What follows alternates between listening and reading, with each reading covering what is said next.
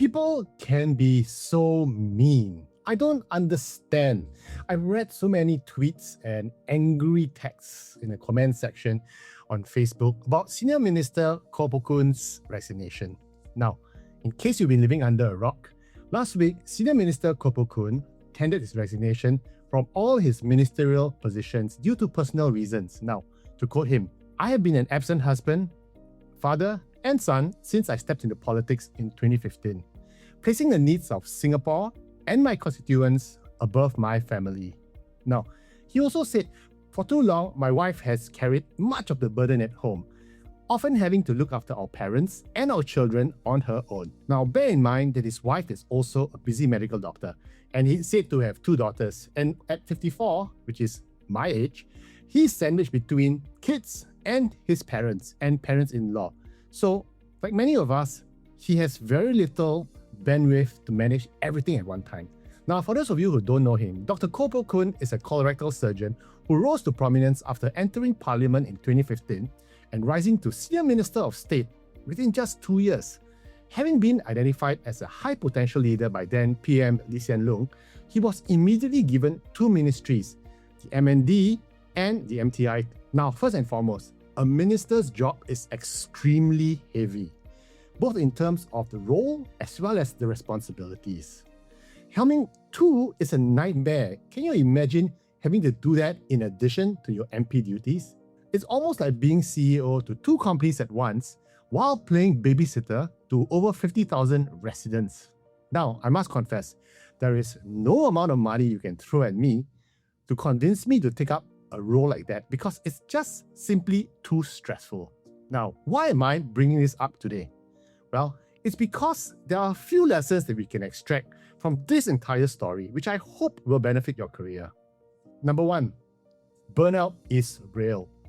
Like the Greek legend of Icarus, the boy who flew higher and higher and got too close to the sun and he got his wings burnt and he came crashing down. Some people fly too high. And when you fly too high, you might suffer a very bad case of sunburn or burnout. But why do these people get burnt out? Well, sometimes it's just blind ambition, when you bite off more than you can chew, or when every new idea or project just seems so fun, so exciting, that you just want to do everything. And there's also another phenomenon known as mission creep, where the original assignment just grows bigger and heavier until it becomes a bloated monster without anyone noticing. And at other times, we just get work thrown to us by our bosses, especially when you're doing well.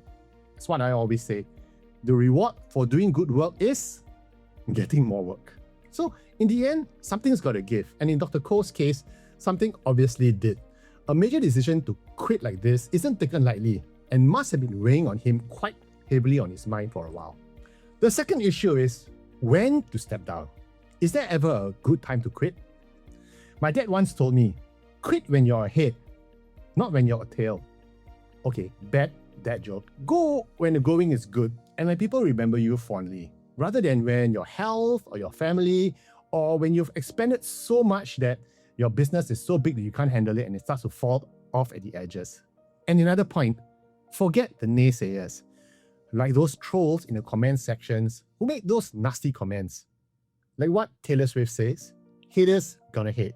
So don't let fear of what other people might say about you stop you from doing what you need to do for yourself or your family.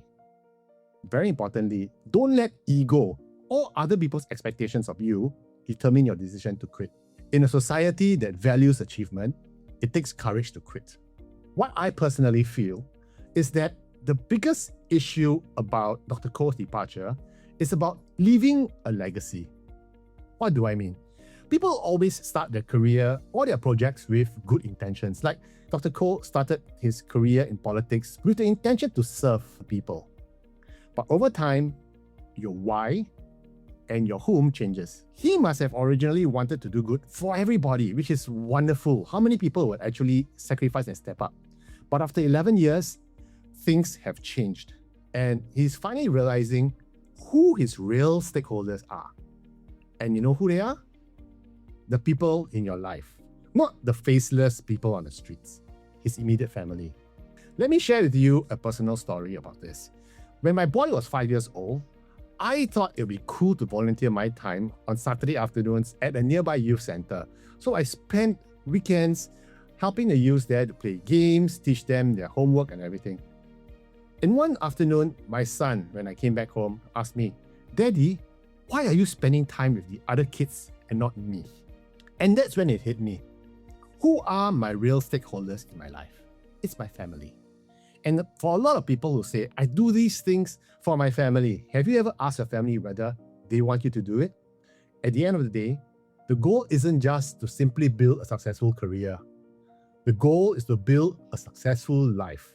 And sometimes those two things do not move in the same direction. In fact, they could be crossing over in opposite directions. So my advice, matter to the people who matter to you, and then make the right decision before the bough breaks. In the meantime, keep calm and career on.